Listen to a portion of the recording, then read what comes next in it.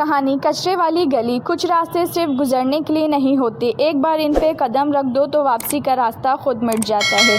محلے کے آخری سرے پر ایک چھوٹی سی گلی تھی، ٹوٹے ہوئے ڈرم، گندی بو اور ایک کونے میں بکھرا ہوا کچرا۔ لوگ کہتے تھے اس گلی سے رات کے بعد نہ گزرنا، وہاں کوئی اور بھی رہتا ہے، لیکن ہما کو ان باتوں پر ہنسی آتی تھی۔ وہ کہتی تھی یہ تو سب لوگوں کے وہم ہے۔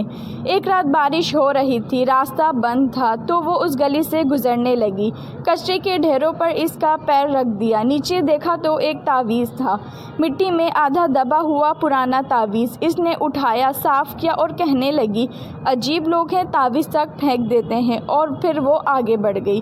اس رات نیند نہیں آئی۔ کھڑکی کے باہر بارش رک گئی تھی مگر قدموں کی آہٹ گونج رہی تھی، کبھی کوئی ہنستا، کبھی سرگوشی سنائی دیتی اور کبھی کسی کے ناخن شیشے پر رگڑنے کی آواز۔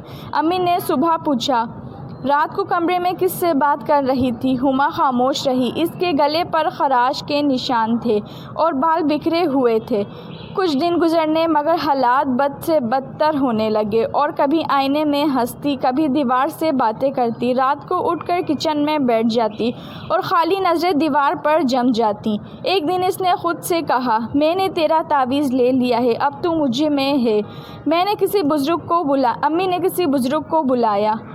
انہوں نے کمرے کے چاروں کونوں میں دم کیا اور جیسے ہی ہما کے بستر کے نیچے دیکھا، ان کا رنگ سفید پڑ گیا۔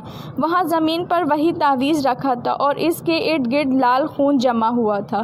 بزرگ نے دھیرے سے کہا یہ تعویذ حفاظت کے لیے دفن کیا گیا تھا، اور جس نے اسے چھیڑا اس پر اب سایہ سوار ہے۔